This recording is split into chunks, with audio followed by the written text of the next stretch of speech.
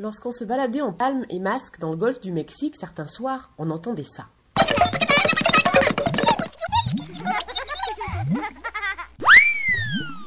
Il se pourrait que dans quelques dizaines d'années, on n'entende plus que ça.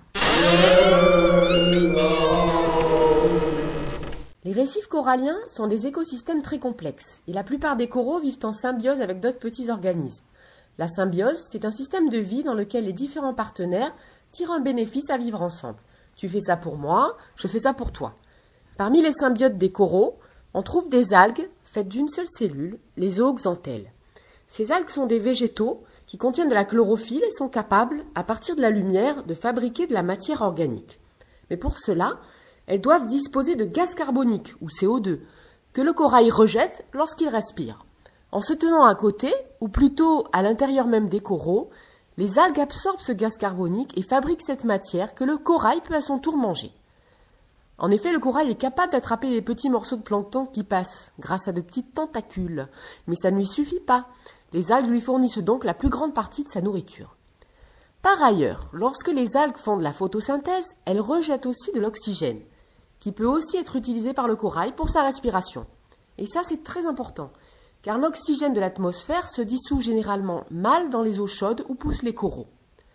En plus de ça, lorsque les petites algues prélèvent le CO2 rejeté par la respiration du corail, cela facilite la précipitation de calcaire par ce corail et l'aide à constituer son squelette et à grandir.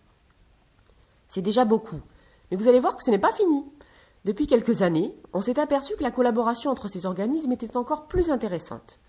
Vous savez que généralement, les coraux poussent dans des eaux peu profondes, traversées par des rayons du soleil qui peuvent être très violents. Les coraux, comme les algues, ont besoin de lumière, mais ils sont aussi très fragiles et ils peuvent être abîmés, voire tués par un rayonnement trop fort. Le corail contient de nombreuses molécules qui lui permettent de filtrer une partie de ces rayons. Parmi elles, on trouve des molécules fluorescentes qui ressemblent à celles dont je vous ai parlé l'autre jour. Ces molécules fluorescentes sont contenues dans de petits sacs qui sont empilés dans les parties les plus fragiles du corail, par exemple celles qui assurent sa reproduction. Mais ce n'est pas tout. Elles permettent aussi de protéger les petites algues en étant rangées au-dessus de la cavité qui les abrite. Par contre, et c'est ça qui est formidable, dans les coraux qui se trouvent à plus grande profondeur, les petits sacs fluorescents ne sont pas rangés au-dessus des algues, car ils bloqueraient le peu de lumière qui arrive, mais au contraire au-dessous, de façon à réfléchir cette lumière vers les algues pour les aider à faire leur photosynthèse. C'est donc à plusieurs niveaux que la symbiose opère. Il y a aussi d'autres micro-organismes qui profitent de ce système, des bactéries par exemple, qui transforment l'azote de l'eau de mer en matière assimilable pour les coraux. Mais quand on parle de bactéries, c'est un peu comme pour les humains. Il y a les bonnes bactéries d'un côté, comme celles qu'on a dans notre intestin, mais aussi les mauvaises bactéries, celles qui rendent malades. Et celles-là, dans le cas du corail, peuvent venir de la pollution, de nos égouts par exemple.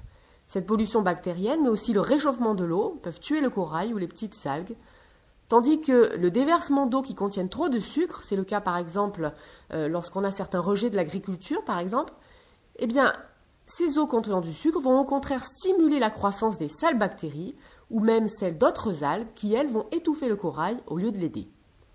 Les récifs coralliens sont très importants. D'abord parce qu'ils évitent l'érosion des côtes, ensuite parce qu'ils permettent aux petits poissons de devenir grands, et enfin parce qu'ils font vivre des tas de gens grâce au tourisme.